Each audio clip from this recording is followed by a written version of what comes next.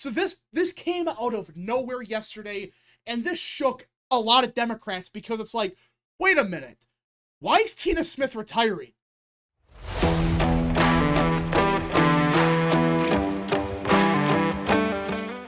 What is up, people of the internet? It is me, Real American, back with a new video, and we have to talk about how the Democrat Party is heading for a complete and total disaster. Yeah, that's right. Despite the fact that not even 3 to 4 months ago, the Democrat Party got absolutely embarrassed. You would think with that they would learn their lesson and say, okay, we messed up big time in 2024. Maybe we should take a step back to figure out what's going on here and try to recover. But for the past couple of weeks, the Democrat Party has clearly learned nothing. And in fact, every single day, it seems like Democrats are getting worse and worse news. And while I'm not trying to make people overconfident or cocky about 2026 or 2028, if this continues, Democrats are in deep trouble. Now, before we continue, don't forget to like, subscribe, share with your friends, and of course, join the channel today. These are all great ways to support the daily content, but enough the promotional stuff. We got to talk about why the Democrat Party right now, they're heading for a potential disaster. And I want to be clear, I am not saying that this for sure means that 2026, 2028, or even 2032, I'm not saying these are going to be red wave elections. No. But at the same time, Democrats are getting such awful news that I don't know how Democrats look at this and say to themselves, oh yeah, there's nothing wrong here, no need to panic, we're going to win easily, it's going to be perfectly fine. It's not. And let's start with the bombshell announcement that dropped yesterday that not a single person thought was going to happen. Senator Tina Smith, who's a Democrat of Minnesota, out of nowhere announced that she is not running for re-election in 2026. Yeah, the fairly popular senator of Minnesota is not running for re-election.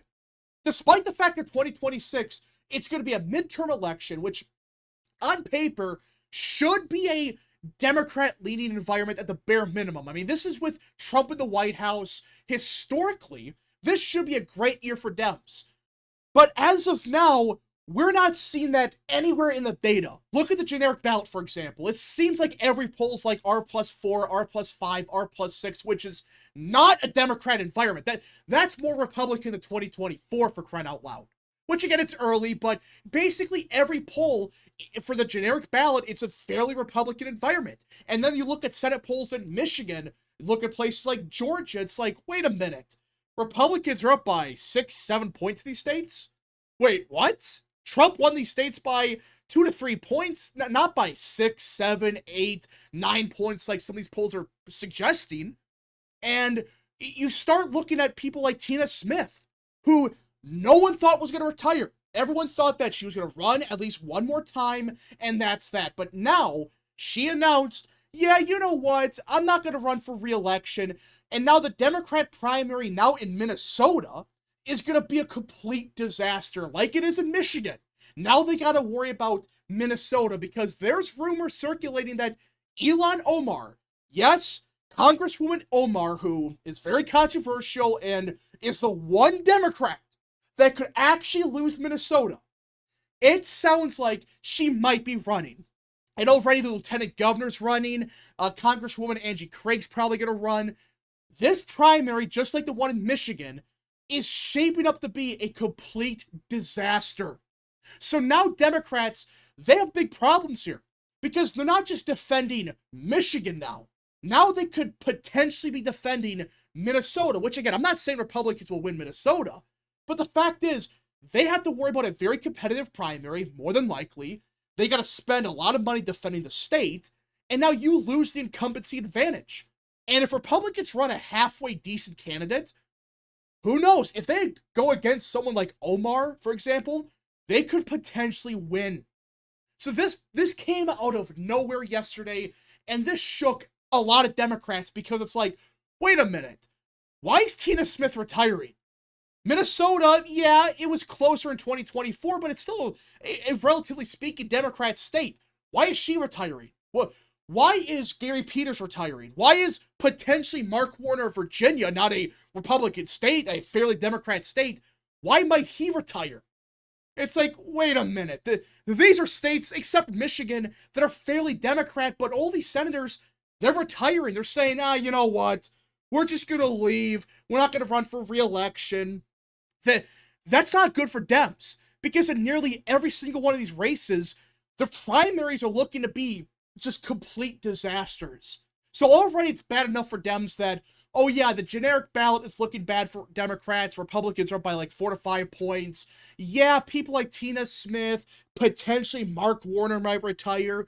Gary Peters already retired. You might have a couple more across the board. It's already getting bad enough. But now you look at the current polling for Trump's job approval, you look at focus groups, and you realize something. This may not be a fluke. This may not just be a one-off occurrence. It may not be a big surprise why these Dems, they're retiring. There's a good chance that they're retiring because they realized, oh, wait a minute. Trump is the most popular he's ever been. That's just a fact. Look at this poll from Echelon Insights. Right now, Trump's job approval is +6. +6. 52% job approval for stuff like immigration, foreign policy. It's like +5, +12. He's very popular for Trump standards. Rasmussen, same deal. Right now, it's back up to +10. 54% of Americans say they approve of Trump. And you notice something. Like look at Rasmussen's graph. It's been steady. Throughout the first month of the presidency, Trump's numbers have stayed basically the same. Which on paper isn't that big of a deal. Like, yeah, in Trump's first term, his numbers, they stayed roughly the same. It was always like 45, 46%, nearly every single poll. But the difference is, this is not 42%. This is not 43%. It's consistently in the mid-50s. Some days it goes like 51 or 52%, but it's been consistently 53, 54, 55. Some polls 51, 52, but it's been a majority every single poll, or I should say the vast majority. There's some garbage ones out there that have Trump down by like 12 points. That's bullshit. Nearly every pollster, especially the good ones, like Rasmussen, like Trafalgar, like I believe Emerson, they all have Trump at majority approval, and by a wide margin, not by 1 point. So you start doing the math and you realize these are the best numbers Trump has ever had, and by a country mile, not by 1 point. This is clearly the best job approval he's ever had in his entire political career, by a long shot. And it's not going down. It's not like, oh, he had a one day where it's like a 58% that went down to 42. No, it went down a little bit, but then it bounced back up. It's already going back up to 53, 54%. And even at his lowest point, it was still 50% job approval, according to Rasmussen. So he is consistently above 50% in nearly every single poll. And that's why I think some Democrats like Tina Smith, Gary Peters, and a few others, they're retiring. Because the generic ballot, that's bad enough. But Trump's job approval is the highest it's ever been. And no matter what they say, no matter what they do, it's not budging. But I would argue that this is not even the worst news that Democrats have gotten for 2026 or 2028. Like, yeah, it's bad enough that Trump is now one of the most popular people in America. Imagine saying that 5 years ago, that, yeah, Donald Trump is one of the most popular people in America. That is still crazy to say. But that's what the math is showing right now. But okay, that's bad enough. The generic ballot, that's awful as well. And even a bunch of the Senate polls, they're all showing the same thing, that Democrats, they're heading for a disaster. But I would argue that the biggest indicator that Dems have a big problem is actually a focus group that I believe Axios conducted, right?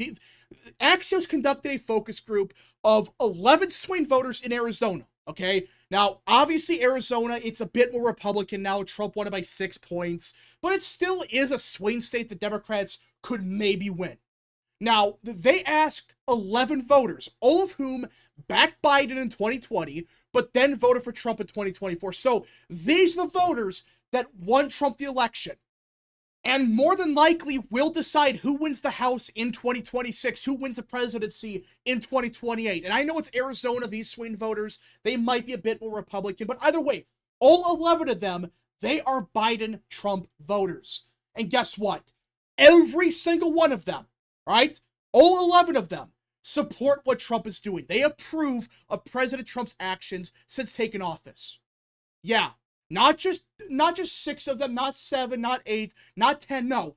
Every single one of them are saying, hell yes, we support what Trump is doing. It's what we voted for. And you look at what they said, and you realize something. These voters completely understand what Trump is trying to do. It's not like, oh, these voters have no clue what's going on. No, they all were told this is what Trump is doing. They know exactly what he's been doing. And every single one of them said, hell yes, we voted for change and we're finally getting it. For example, one participant said it's needed to get America back on track. And you keep looking at other ones. I like how he's cleaning house in the government. I approve because I believe he's transparent. And we haven't had that for the last 4 years. Yeah. Other respondents were supportive of Trump's executive orders on immigration and efforts to eliminate diversity, equity, and inclusion initiatives. Yeah. So they approve of what Trump is doing. They're not just saying, oh yeah, we support some of it. No, they're saying, we love it. We love what Trump is doing. And they even said they understand that Trump, he is taking drastic measures because we have a huge problem. There's a lot of government corruption, fraud, waste, abuse, all the above in the federal government. So now, you gotta take drastic measures to fix it. And everyone is saying, we support what he's doing. In fact, the majority, I think it's like 8 out of the 11, they said they support exactly what Musk is doing. And I believe only one said they were against it. But either way, the main point is, the average swing voter that won Trump the election, every single one of them that voted for him said they support him. And this quote is right from Axios. It's not my own words. Trump, Vance, and Musk should be ecstatic about the 11 swing voters' feedback. And Democrats should be scared to death. That's what the guy that did the focus group said. He is saying, hey, if you're Trump, Vance, and Musk in the Republican Party, you gotta love this. Because despite everything Democrats have said about this and, oh, how they're claiming a constitutional crisis is about to start, that's what they push, by the way, in this exact focus group. They try to claim, oh, there's a potential constitutional crisis, and the voters said, you're full of shit. The real constitutional crisis is how these corrupt judges can just say, oh yeah, anything the president does, no, it's illegal. No matter what it is, no matter how it's done, it's illegal because I said so. They realize the media and Democrats, they're full of shit. But that's why Democrats, if they had a brain, should be in panic mode right now. They should be realizing, oh crap, we gotta change gears now. Because what Trump is doing, it's not only popular, but swing voters, they love it and they understand that, hey, you have to take drastic measures. Democrats are full of crap. They've lied about everything for years. So go ahead. Fix the government however you can. Because we voted for this. We voted for dramatic change. And Democrats, they refuse to accept that. They really believe that if they tell voters that, oh, you didn't vote for this, you're full of, you got lied to, they're just going to say, what the hell are you talking about? We voted for Trump to gut the deep state. We voted for Trump to appoint Elon Musk. We voted for Trump to appoint Tulsi Gabbard, RFK, Kash Patel, etc. So, either way, the numbers are looking so bad for Democrats and just very good for Trump. Now, again, we got to see what happens. A lot could change. But the fact is, this focus group from Arizona, a critical swing state, it is the best news that Republicans have gotten in a while. Because it's proof that the swing voters that voted for Joe in 2020 but flipped to Trump in 24, the vote that theoretically, if he had big problems with, should be starting to break. They're not. In fact, they love what he's doing. They understand exactly what he's doing, and they understand and they want him to do even more. Again, it's gonna be a lot could change. But if these focus groups continue, and I'm curious, I hope they actually look at focus groups for Harris like, okay, what about swing voters that voted for Harris? If all 11 Trump swing voters said yes, that he's doing a great job, I'm curious to see, what about swing voters that backed Harris? What are they saying about Trump? Are they saying it's a good job? Are they saying they were wrong? I don't know.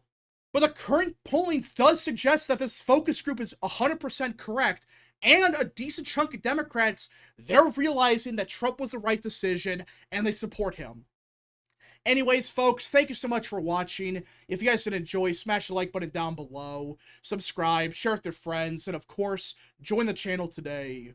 Godspeed to all of you.